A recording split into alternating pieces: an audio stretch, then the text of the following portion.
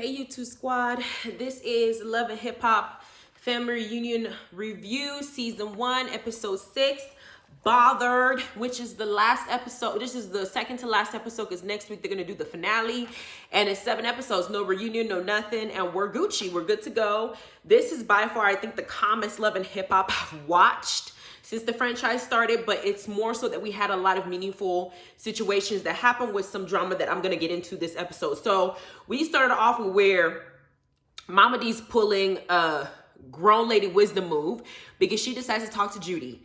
And Judy's still having a fit, feeling salty about Mendeecees putting their business out there, saying that she was basically a bad mom. She wasn't present. She was neglectful.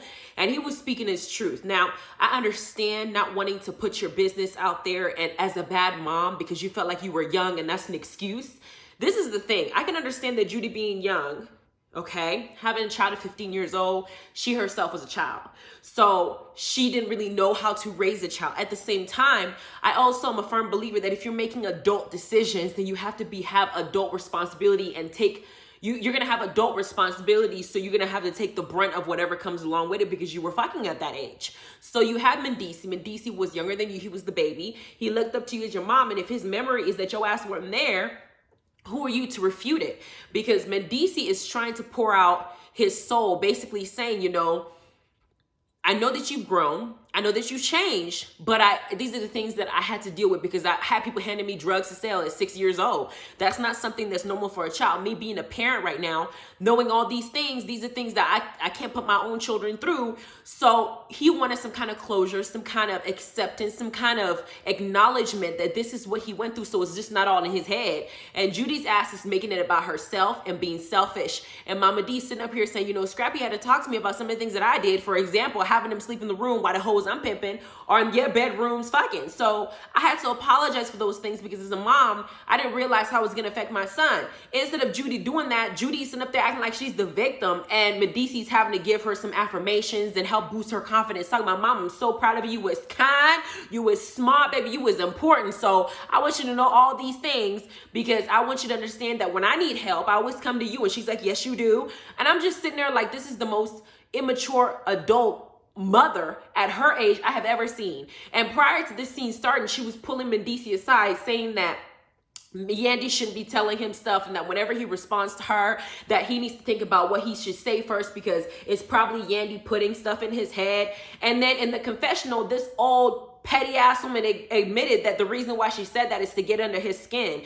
Do you not understand that if he actually believe what you were saying, that means that he's gonna go home and fight with his wife, the mother of your grandchildren, that could possibly lead to a divorce because you decided to put a bug in his ear? What kind of Judy is, I don't know how to take her. Because I used to think that she was, you know, a good grandmother in the sense that she was supportive and she was there. And when she was going after Samantha as being a bad mom, I'm not being present, all those crazy things that she was saying about, you know, little Mendeecees sleeping on his grandmama's floor and all that stuff and putting out this fake image that Samantha is not a good mom, I thought that there was something that she saw that I didn't see. But how dare you, Judy, after you go after Samantha, you're saying how she's a bad mom and this and this, but your ass wasn't even there for your child, and you're over here trying to put a bug in his ear to fuck up his relationship because you don't like what he's saying. It makes me see what Samantha and her mom were talking about the whole time about you. So that little scene ends. Then Bambi and Scrappy decided they want to talk about their relationship after the little Juve thing that Carly threw last episode, and it's basically a me conversation. Bambi is trying to express to Scrappy that basically when they got together, it was like she got pregnant. They got married every single year almost that they've been pregnant. She's pregnant now for the 3rd time from what we've seen. At least that's what it looked like in the video, that she's pregnant again. They haven't really had any time to be by themselves or to talk about it, but Scrappy is too busy talking about all the stuff that he's doing. Because I think in Scrappy's head, he feels like because I married Bambi and because I've done more for her than I've done in my previous relationship, I should be commended. That's not what it is. I think that's how he's comparing it in his head. That I didn't do this stuff that I'm doing for you for Erica. I didn't do the stuff that I'm doing for the other Erica. I didn't do the stuff I'm doing for you for Shay Johnson. I'm doing more. I'm cooking. I'm there. I married you. So yes, I do stuff too. I got stuff going on. It's not just you. And it's like a me dynamic and neither one of them are hearing each other. And that's the issue. Then Scrappy lets us know that he has talked about divorce a few times, but he loves her and wants to get into the room and zamoon that ass because he wants to do this whole coming to America sex scene with her and that head wrap on there so they can work on getting their baby going. But I just feel like maybe they fight and they don't really get to the root of it. And he has sex with her and they just ignore the problem. Then we had April and Fizz. They start arguing. You hear the producer saying that they heard a loud noise coming from April and Fizz's room. Like they're still fucking or something. So we see this whole mess. And I'm thinking to myself, why are they even in the same room together? But then after the whole mess happened, April's now telling her little story. And they're tipsy coming after the party. And April says that they were talking about trying to get some kind of closure about their relationship being. I said, well, bitch, why do you need closure 8 months after the fact? I don't understand that concept. And later on, Fizz did admit that she kind of just cut April out of his life, even though they were supposed to be friends. I've been in that situation before, and it does hurt because you feel like you're in limbo, and you feel like this person that you've invested so many times with, and person that you loved and thought that they were actually your friend just cut you off like you're just trash and didn't care about you and just moved on to the next person. I can understand that. At the same time, when people show you who they are, you should have believed them, because this is the same trash box way that Fizz's bitch ass treated Moniece when you yourself were sitting on that couch watching Fizz disrespect the mother of his son. I said that in my previous reviews when I talked about Love and Hip Hop during the reunion, when April and Fizz were not caught screwing around after Fizz was supposed to be in the band with Omarion and whatnot. They were going through a court case. She sat there and was part of the problem when Fizz was attacking Moniece, and Moniece is saying that I needed help mentally. You should have peeped that game and saw how he treated that girl. Just because he was fucking you, he's treating you good. But now that you're no longer in that status, he's treating you the exact same way he treated Moniece, which is like trash. So I don't know why you're expecting some closure when you yourself did not give Moniece that opportunity to get her shit together with the father of her child. You inserted yourself in that problem. So now you're sitting here boo-hooing about the situation that he's treating you like crap by telling you that he went and had sex with his exes that he was talking shit about when he was with you, but y'all are not together. He's allowed to screw whoever he wants to screw. And if his exes are letting him get in there, then so be it, because you yourself went and had sex with somebody else.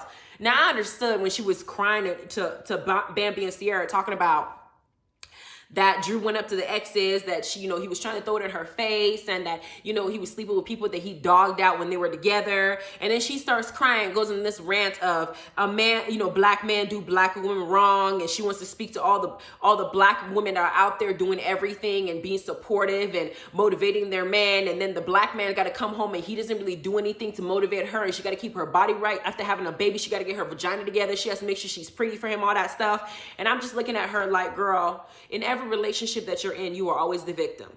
The truth is, yes, there are black men who mistreat black women. That is a guaranteed fact. That is a guaranteed fact. And there are also black men who would rather go out there, and when they're on the struggle, they always want to be with a black woman because she's the one that stays there and has their back and suffers with them and has their back while they're in prison and sends them money and all that stuff. But then they come out and they start dogging them out, and the person that they choose to marry or make a wife or build a family with is not somebody that looks like this. So meanwhile, you're over there thinking that they love you and you're giving them all the babies and everything, and they're not really solidifying your position in the relationship. So I understand April's take when she was saying all those things about how black men tend to shit on black women.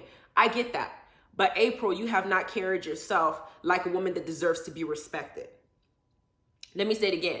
April has not carried herself like a woman who deserves to be respected, because now from what the blogs are saying, she's over there with Dr. Dre, who's still in the process of his divorce, whose wife is telling her that she has history with him, beating her and all this other crazy things that allegedly that he was doing in this case. How Michelle had her stories that she had to tell. You are now dating somebody else that has not shown a record of being a decent person or husband or boyfriend. And now when that situation supposedly breaks down or ends, you're going to come out and start crying and saying the black man did you wrong. You are choosing the people who, from what I see, are not good individuals that should, besides Omarion, because I don't know what Omarion's deal was. We didn't really show him on TV. We didn't really see any side of him that I would think is a horrible person. But what I do know is I saw Fizz and how he treated Moniece and how he's acting and how he treated AD's best friend, and in the marriage, on the marriage boot camp when they're supposed to be doing a fake relationship, whatever. I seen how he treated that girl that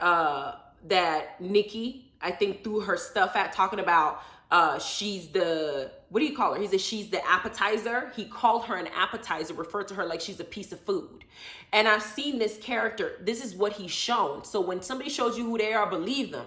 And you decided that you were going to go after you were grieving, supposed to be grieving a failed relationship with the father of your kids. You haven't situated there. And you chose to make a beeline for his band member when everybody was talking about this is not a good idea. This looks shady. Not to mention, it looked like you're just doing stuff to kind of get back at Omarion for leaving you and the way you felt like he left you without any closure. You felt like you're going to go screw his bandmate. And on top of that, you watch Fizz dog out Moniece.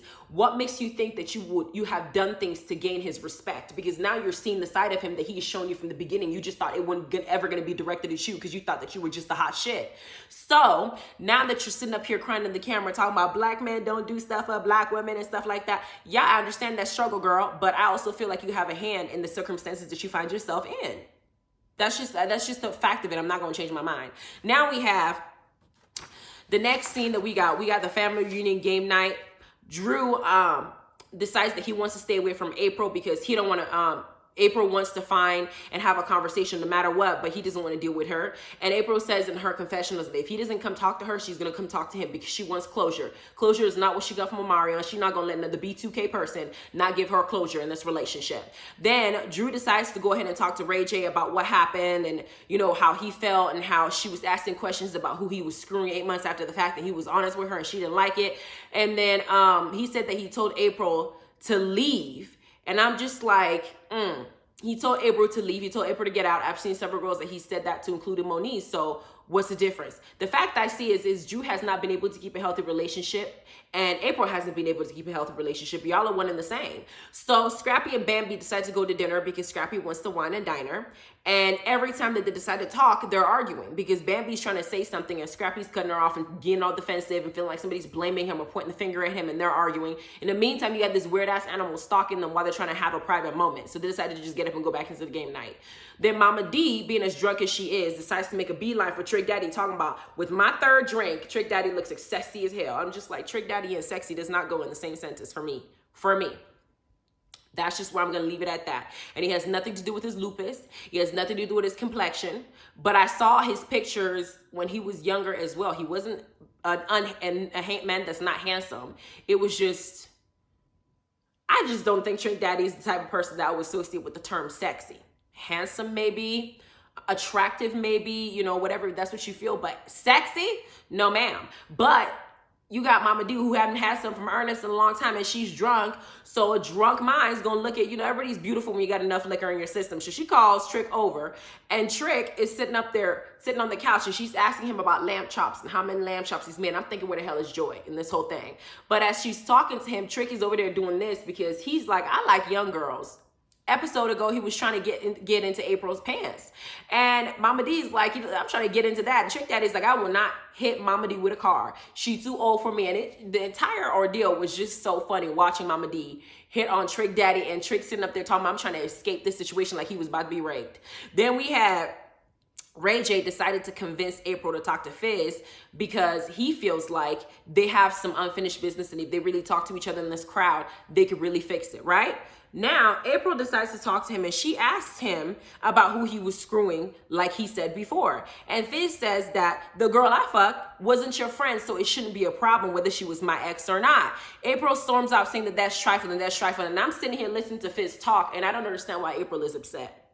Can somebody help me understand why she's upset? Because the way I'm hearing it is, we broke up 8 months ago. It doesn't matter if I'm going back to my ex to have sex with my ex that I was talking shit about. She was my ex. I was dating you. Naturally, when somebody puts the term ex in the conversation, we're not going to say nice things about you because ex means that we broke up. If I was going to say something nice about you, we would still be together. And we weren't together. It's not like I cheated on you. So if we were not together and I go and have sex with someone, whether it be ex or not, it's not like it was your sister or your bandmate like you did with Omarion. You should not be mad because you yourself went out and screwed whoever the hell you want to screw. April's like, but that's trifling though. The only reason I can see April being mad about it's not that Fizz probably had sex with his exes is probably because those same exes were contacting him when they were still together and she felt some type of way about it. So if he went and had sex with them after he broke up with her, when he had been telling her the whole time in the relationship that nothing was going on, then I can understand why she feels some type of way about it. And I think that that's the scenario that occurred, because April was outside bawling her eyes out saying that he's a real bitch. And hell, I said that in my reviews previously that Fizz is a bitch. And somebody went and screenshotted a piece of it and sent it to Moniece on her Instagram, and she liked it because I said he was a bitch. He was a real bitch. Fizz Pop does some bitch-like moves. Now my husband says, baby, don't call men bitches. You know, that's just not appropriate. But when I see certain behaviors that are bitch-like, I saw this man disrespect the mother of his kids that has mental health problems and needs and is asking for help, and he tore her down to the white meat. So I have no respect for that bitch man. So April goes outside storming off. Then Bambi and Sierra decide to talk to Fizz, and Fizz tells April tells Bambi and Sierra what I was thinking. He said, "We are not friends. I don't have to, answer you or whatever the case is." Now here's the thing: they were friends before sex became involved. They were supposed to be best friends, but you cannot be best friends with somebody that you're attracted to in that extreme. Fizz was clearly attracted to April. April was clearly attracted to Fizz. If you guys wanted to maintain a friendship, you should never have crossed that line and started having sex. Now that y'all have crossed that line, Fizz has said it time and time again, I cannot be friends with somebody that I slept with, because we're always going to get into the situation to where we can't really have conversations like we used to about who I'm screwing because I've already crossed that line. April, being emotional and being, the way she is feeling like they can still be friends even though they screwed up. Fizz like, I don't want to be your friend. I don't want to be anything to you. But when he's talking to Bambi and Sierra, he goes, I'm cool with being friends, but what you mean by you're cool being friends? Fizz, I don't think that he knows what he wants in life. To me, Fizz acts extremely immature. I don't know who's worse in immaturity, whether him or Scrappy. I still haven't figured that shit out. But what I do know is this drama that's happening between April and Fizz, April is starting, and the Fizz don't give a damn. He had his way with you. He had his time with you. He tapped that ass, and it may be because he was somehow feeling some type of way and jealous of Omarion's success that he did not achieve with his Good Lotion song that didn't go nowhere. So I feel like he was doing that because he has some grudge against Omarion, just like April did. He got what he did. He got what he got, topped that ass, and now he's done with you, and he's going to treat you like he treated Moniece. Like trash. So that was how this episode ended. The next episode is the conclusion. Jock is gonna have a moment with his son where he's gonna give him a Rolex, and I'm thinking, shit, is that what we giving 19-year-olds these days, a Rolex? Shit, I want one. And then we're gonna have Carly's daughter tell Carly that she does not spend time with her as a mother, and she wants to make sure that they have that relationship, because we didn't see that Jock's son has been making every effort to get Carly's daughter's attention, Carly Jr.'s attention so bad, because Trick's son he's out the running. Then we have them having a little bit of a music context. Mama D's gonna talk. I don't know if Trina's gonna sing. I don't know, but it seems like this is the finale. I want to see how it ends, and I want to see how everybody parts ways. But I hope that April and Fizz can come and have some kind of closure. We know that Scrappy and Bambi are still together because she has since become pregnant. I want to see what happens with Erica Dixon and her beautiful twins that she just had. And it's just this VH1 Love and Hip Hop, I thought it went pretty well. I still think that it's pretty well for reality television. It doesn't give me high blood pressure like Basketball Wives. So I'm saying that it's been pretty good. Anyway, please like, subscribe, ring the notification bell. Let me know what you think about this bothered episode and this review, and what you thought about all the things that I said. And hell, what do you feel about Fizz and April and their little drama that's going on? I mean, like, how do you feel it should end? Do you think that they should do what Sierra said, which is they're soulmates, which I think is complete bullshit, but it is what it is. Have a good evening. Bye.